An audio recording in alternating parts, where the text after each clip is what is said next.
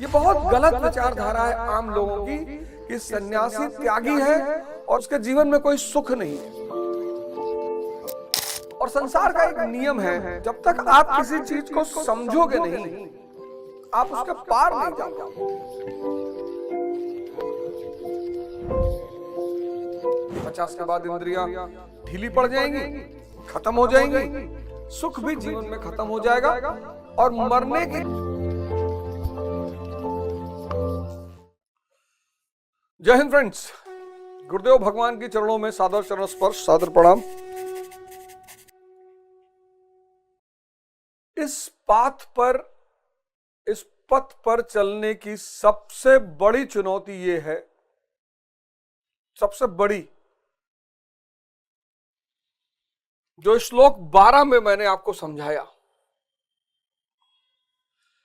इस पाथ पर चलने की सबसे बड़ी चुनौती है सुख को समझना।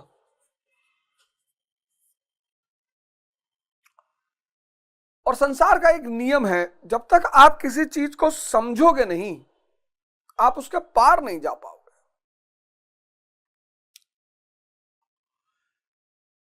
द्वितीय अध्याय का जो 12वां श्लोक है, वो बड़ा क्रांतिकारी श्लोक है। अगर आप उस श्लोक को समझ गए तो आपको पता चलेगा कि यार सुख जो है ना, वो एक छलावा है। इंद्रिय विषय संयोग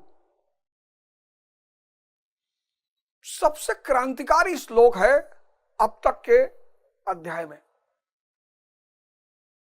सबसे क्रांतिकारी, कि सुख जो है वो इंद्रिय विषय संयोग का खेल है। 50 के बाद इंद्रियां ढीली पड़ जाएंगी, खत्म हो जाएंगी, सुख भी जीवन में खत्म हो जाएगा और मरने की कामना के सिवा कुछ भी नहीं बचेगा।